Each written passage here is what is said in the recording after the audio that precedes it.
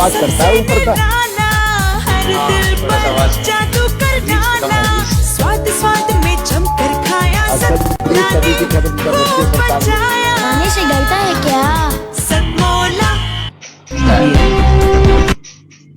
नमस्कार, स्वागत है आपका टॉप स्टोरी न्यूज पर। मैं हूं तीर्थंकर सरकार और आप देख रहे हैं मेरे साथ आपका खास कार्यक्रम सितारों की बात आचार्य डॉक्टर संजीव अग्रवाल के साथ।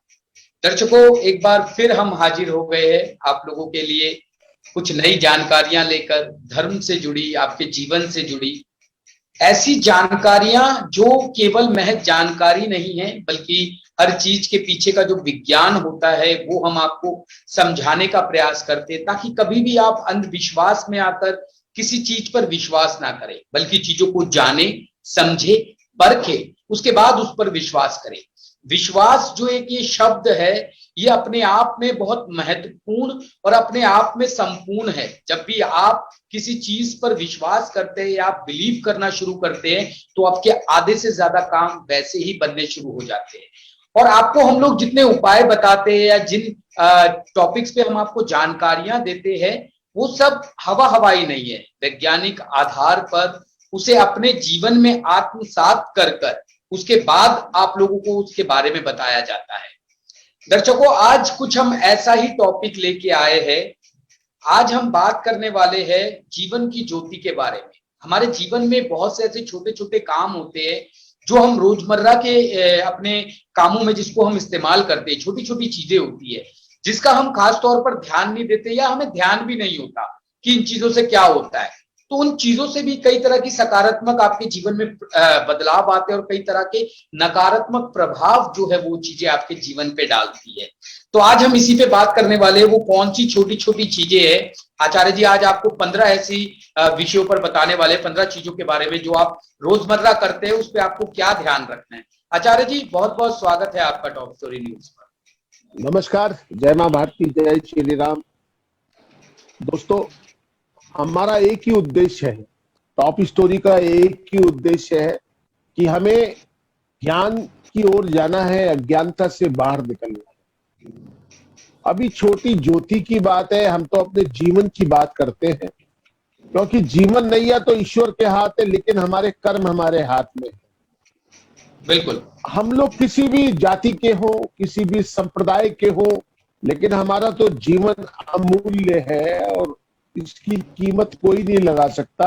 पता तब चलता है जब हम लोग इस संसार से विरक्ति की ओर जाना पड़ता है, और जब हम आज जाते हैं तो हमको महसूस होता है कि हमने क्या खोया, क्या पाया है। कि जीवन की आखिरी घड़ी में हमको लगता है कि हमें ये काम करना नहीं चाहिए था और ये काम करना चाहिए, और इसी बात को हम अपने सूत्रों में पिरो के आप तक पहुंचाते हैं। और सच बताऊं, अभी अभी सरकार ने भी आपसे कहा और मैं भी आपसे कह देना चाहता हूं, हम आप लोगों के लिए सच में बहुत मेहनत करते हैं, तब जाके ये छोटी छोटी बातें आपको बताते हैं। हम लोग लिखते हैं, उस पर मनन करते हैं, विभिन्न प्रकार की किताबों में से खोजते हैं और उसके अपने ऊपर भी अपनाते हैं।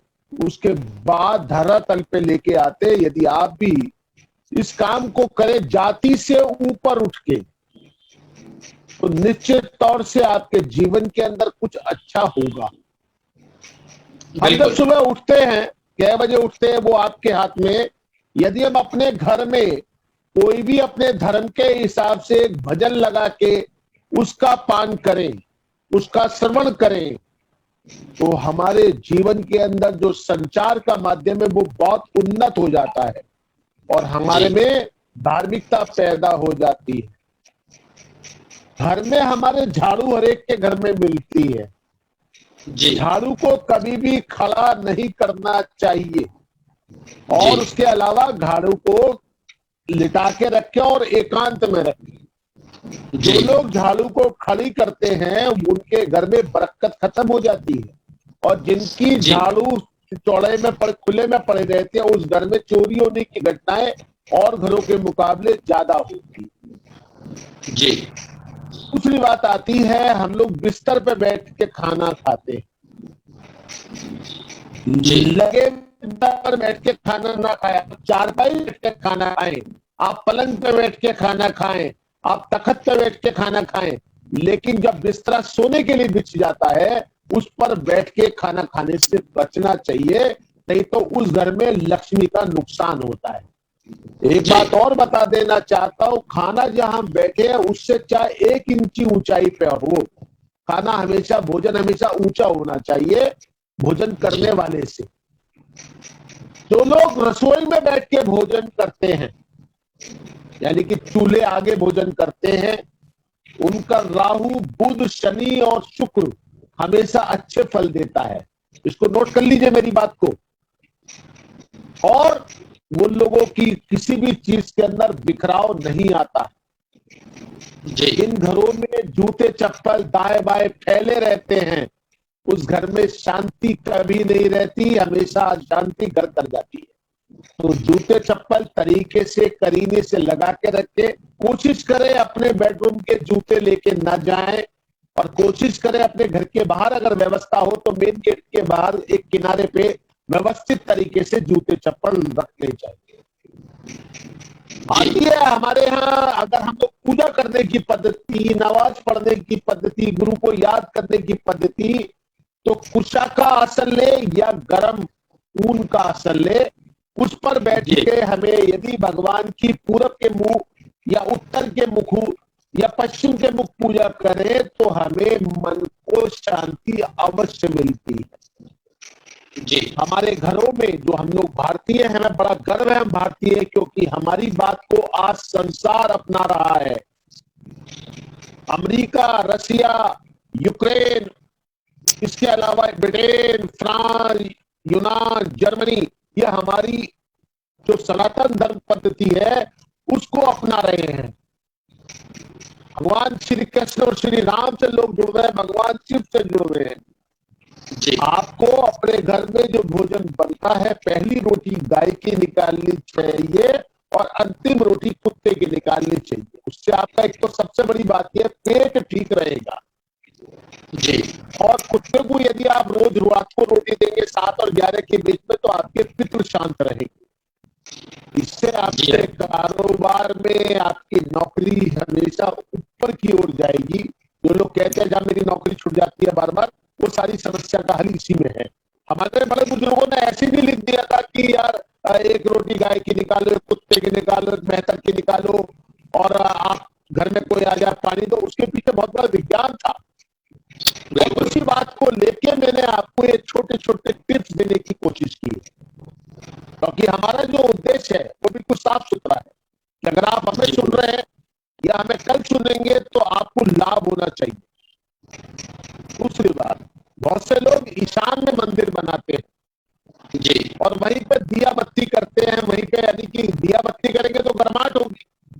आप ईशान में यदि आपकी मजबूरी है वहां बनाते तो एक पानी का कलश भर के वहां जरूर रखें जी। इससे आपका ईशान, यानी कि आपकी पॉजिटिव एनर्जी का पुंज आपके घर में हमेशा वास करेगा और बीमारी और चिड़चिड़ापन आपको कभी नहीं आएगा जी। दूसरी बात, हम लोग यदि कोई दिया जलाते हैं, अगरबत्ती जलाते हैं, तो उसे फूंक मार के कभी नहीं बुझाना चाहिए। वो आपके ऑर्गन्स के लिए सबसे खतरनाक होता है जी। तो कहते हैं ये असैला होता है, लेकिन आप उसको असैलापन छोड़ दीजिए तो वो आपके ऑर्गन्स के लिए सबसे खतरनाक होता है। जब हम उसके अग्नि के ऊपर फूंक मार के बुझाते हैं, माचिस की तिल्लू को फूंक मार के बुझाते हैं जी।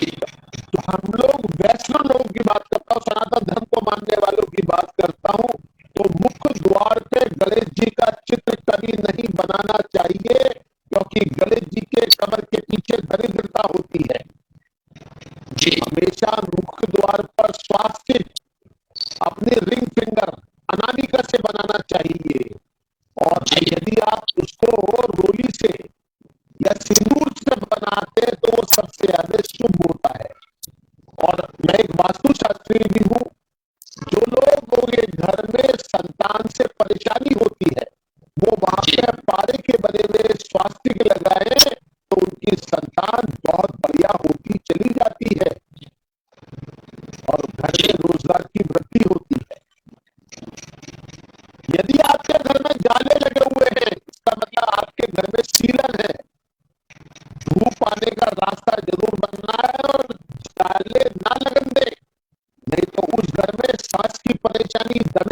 परेशानी और मानसिक रोग सबसे ज्यादा होता है। ऐसे घरों में हिस्टीरिया के मरीज सबसे ज्यादा मिलते हैं। जी। और एक बात ये भी कहना चाहता हूं, अगर आप अपने घर में पोछा लगाते हैं तो एक बार सेंधा नमक डालकर पोछा जरूर लगाएं, 1 सप्ताह में 1 बार। उससे जी। आपके घर में रहने वाले मक्खी, मच्छर, कीटाणु, जीवाणु, विषाणु सबका नाश हो जाता है और आप शुद्ध बने रहते हैं।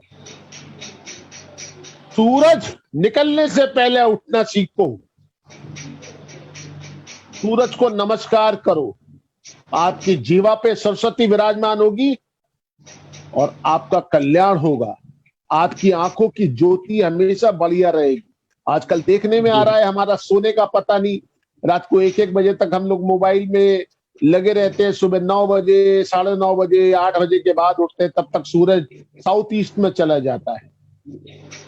जल देने का भी उन लोगों को लाभ नहीं है। कहते, हमारे ऋषि कहते थे कि सुबह को उठते हुए सूरज को यदि जल देते हैं तो हमारा शरीर निरोगी होता है, क्योंकि सुबह को जो सूरज की रोशनियां होती है वो 7 घोड़ों के ऊपर बैठ के आती है, सप्त रंग में आती है, जो आपके शरीर की सारी अल्ट्रीज को ठीक कर देती है। अगर घर में कोई प्राण प्रतिष्ठा करी हुई मूर्ति आप लोगों ने लगा ली है जो 1 से ऊपर की है, तो आपको घर बंद करके बाहर जाने का अधिकार खत्म हो जाता है। फिर आपको भगवान को तीनों पहर का भोजन और साय की आरती करनी चाहिए, या घर के मंदिर में प्राण प्रतिष्ठा की भी मूर्ति कदापि ना लगाए। 1 से छोटी मूर्ति लगाएं, तभी आप घर के बाहर जा सकते हैं उस मूर्ति की बिना पूजा करे भी। जी। इसके अतिरिक्त एक बात ये भी है, एक मैं आपके जीवन में एक नई चीज जोड़ना चाहता हूं। हम लोग पानी जो हम लोग पीते हैं उसका भी लाभ उठा सकते हैं, अपने शरीर को उससे भी पहुंच जाते हैं और जीते जी आपको लाभ होता है। जी।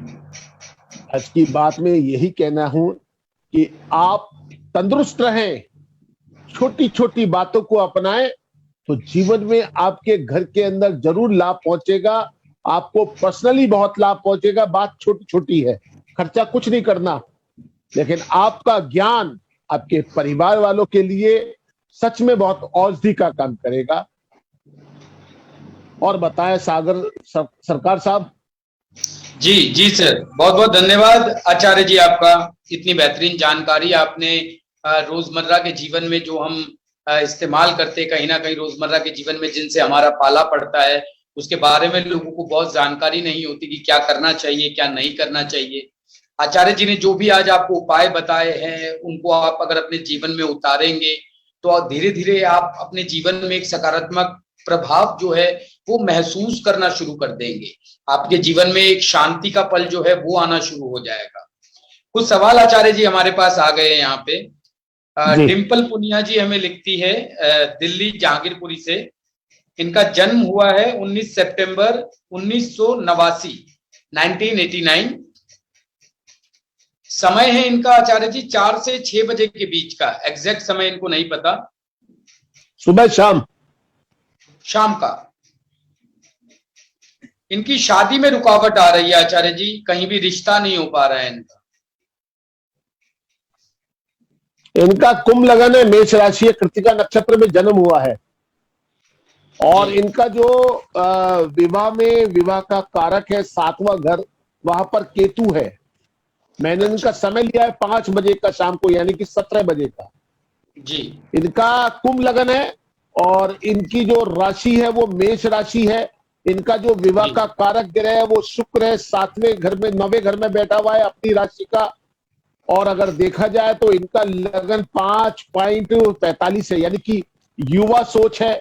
और शुक्र इनका बढ़िया नहीं है, मार्गी शुक्र है 14 डिग्री का। लेकिन अगर ये 8.5 कैरेट का ओपल पहन ले, फायर वाला रिंग फिंगर में, लेफ्ट हैंड में, तो नवंबर 2021 से अप्रैल 2022 के बीच में इनकी शादी हो जाएगी, ये इनको बता देना। जी जी आचार्य जी। इसके अतिरिक्त ये थोड़ी ज्वार अपने छत पे पक्षियों के लिए डालने लगे।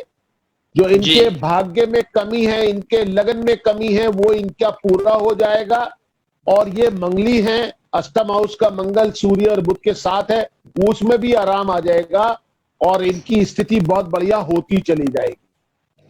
इनको स्किन एलर्जी भी हो सकती है, तो जी। उसके लिए चंद्रमा का दान इनको करना चाहिए। एक बताशा चींटों के लिए डालना शुरू करें रोज, किसी भी पार्क में किसी भी पेड़ के नीचे एक बताशा, तो इनके जो मन की स्थिति है, इनके मन में भ्रम रहता है, वो भी ठीक हो जाएगा। जी आचार्य जी, बहुत बहुत धन्यवाद आचार्य जी। उम्मीद है हमें आपको आपके प्रश्नों के सवाल मिल गए होंगे डिंपल जी। अगर आप कुछ और भी जानना चाहती है तो आप नीचे दिए गए नंबरों पर संपर्क करके आचार्य जी से पर्सनली आप अपने प्रश्नों के उत्तर भी पा सकते हैं। अगला एक और सवाल है आचार्य जी हमारे पास। सलील यादव हमें लिखते हैं, इनका जन्म हुआ है 13 दिसंबर 1993 को, सोमवार को सुबह 6:50 पर। 1993? हाँ 1993, 1993। 13 दिसंबर 1993, समय 6:50 सुबह के। दिल्ली, उत्तर प्रदेश में इनका जन्म हुआ है। हमीरपुर, उत्तर प्रदेश। हमीरपुर, उत्तर प्रदेश। ओके।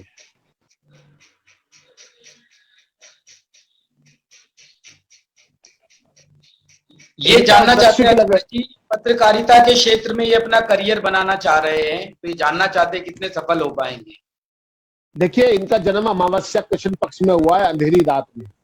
इनके जीवन में गंडमूल लगे हुए हैं। जेठा नक्षत्र के चरण 2 में इनका जन्म हुआ है। वृश्चिक लगन और वृश्चिक राशि है इनकी, यानी कि चंद्रमा मंगल के अंदर नीच का है। तो जब ऐसी स्थिति बनती है तो मन में एक अजीब सा डर बना रहता है। ऊपर से चंद्रमा पीड़ित है राहु से। सूर्य बुध शुक्र, चंद्रमा और राहु अगर पंचम लगन के अंदर बैठे हुए तो चंद्रमा नीच का हो जाता है। इनके विवाह में भी बाधा है और चंद्रमा के नीच होने से भी नुकसान इनको हो रहा है जी। लेकिन पत्रकारिता का जो असली है वो शुक्र होता है, पत्रकारिता को आगे बढ़ाने वाला। और शुक्र बैठा हुआ है मंगल के भाव में, तो पत्रकारिता में आने के लिए इनको संघर्ष करना पड़ेगा जी। पत्रकारिता में आने के लिए संघर्ष करना पड़ेगा और वैवाहिक जीवन के अंदर भी इनको संघर्ष करना पड़ेगा। इनको तो सरकारी नौकरी के लिए कोशिश करनी चाहिए। तो इनकी 2022 के आखिर में या 2023 के शुरू में सरकारी नौकरी मिलने के बहुत सारे चांस हैं। लेकिन अगर ये पत्रकारिता में जाते हैं तो मैं समझता हूं कि बहुत सफलता इनको नहीं मिलने वाली। फिर भी इनको सीधे हाथ के अंगूठे में सोमवार के रोज चांदी का छल्ला पहन लेना चाहिए और साथ में तरक्की पाने के लिए एक मूंगा 7.25 रत्ती का अपने रिंग फिंगर में मंगलवार को पहने। साथ में अगर विवाह में सुख उठाना है, विवाह का सुख उठाना है, तो अपना कुंभ विवाह जरूर कराएं। जी, मैं तो बस इतना कहूंगा, पत्रकार बनना है तो संघर्ष करिए। पत्रकार तो बनता ही संघर्ष से है। लेकिन यदि ये सरकारी नौकरी में जाते हैं तो इनको लाभ होता है। पत्रकार का लाइफ मैंने बहुत नजदीक से देखी है। ना रात की नींद है ना दिन का आराम है, सिर्फ वो खोजता रहता है खबरें कहां से मिले। कान लगा के दूसरे के घर में सुनता है, सीख लगा के कि कहां से खबरें आ रही हैं। कोई राजनीतिक खबर है, कोई जनता की खबरें है, कोई किसी बीवी को मार रहा है, कोई अपने बच्चों को मार रहा है, कहीं गोली चल रही है, कहीं ट्रेन में लूट हो रही है। लोग इस बात से खबर नहीं बनती कि कुत्ते ने आदमी को काट खाया। खबर बनती है आदमी ने कुत्ते को काट खाया, वो खबर का हिस्सा होता है। पत्रकार को वही तो चुराना होता है और ये वो नहीं कर सकते क्योंकि इनका चंद्रमा खराब हो गया। मन की गति खराब होने से हमारी तरक्की में रुकावटें आती। बिल्कुल। तो आपने जो उपाय बताए वो उपाय करने से सकारात्मक प्रभाव इनको नजर आएंगे अपने जीवन के अंदर और 100% जीवन धन्य हो जाएगा। इन्हें तो गवर्नमेंट में ट्राई करना चाहिए। बिल्कुल आचार्य जी, बहुत बहुत धन्यवाद आचार्य जी, बहुत बेहतरीन जानकारी आपने दी। हमें उम्मीद है सलील यादव जी को भी उनके प्रश्नों के सवाल उत्तर जो है वो मिल गए होंगे। आचार्य जी ने जो आपको उपाय बताए हैं वो उपाय आप कीजिए। पत्रकारिता के क्षेत्र में आगे कुछ करना चाहते हैं तो संघर्षरत रहिए, क्योंकि ये संघर्ष की है। संघर्ष करेंगे तो एक दिन जरूर आपको आपकी मंजिल मिल पाएगी। अपना बता दीजिए ना कि मुझे तो कब कहाँ जाना पड़ता है। आप भी तो एक वरिष्ठ पत्रकार हैं। जी आचार्य जी, कभी मंडी हाउस भागना पड़ता है, तो कभी नोएडा भागना पड़ता है, तो कभी दूसरी जगह भागना पड़ता है। इतनी गर्मी में सारे दिन भागना ही पड़ता है और मोटरसाइकिल से। बिल्कुल आचार्य जी। आचार्य जी बहुत बहुत आपका धन्यवाद एक बार फिर से, आपने दर्शकों को इतनी बेहतरीन जानकारियां जो है वो दी, जिससे उनका जीवन जो है सफल हो सके, वो अपने जीवन को सकारात्मक तरीके से जो है आगे बढ़ा सके, उनके जीवन के कलेश कलह खत्म हो सके। सभी दर्शकों से मेरा अनुरोध है, हमारी वीडियो को ज्यादा से ज्यादा शेयर कीजिए। आपको ये कार्यक्रम कैसा लगता है हमें जरूर कमेंट कर बताइए। आपका जो फीडबैक है वो हमारे लिए बहुत इंपॉर्टेंट है, उससे हमें पता चलता है कि हमें और क्या नया अपने कार्यक्रम में करना है, आप लोगों की क्या समस्याएं हैं, उन समस्याओं का हमें कैसे समाधान और आगे करना है। आपकी जो समस्याएं हैं आप वो हमें लिख भेज सकते हैं। ताजा तरीन खबरों को पढ़ने के लिए लॉग इन कीजिए www.topstory.online। कहीं मत जाइएगा, बने रहिएगा खबरों में। फिर मिलेंगे कुछ नई जानकारियों के साथ, तब तक के लिए देखते रहिए टॉप स्टोरी न्यूज।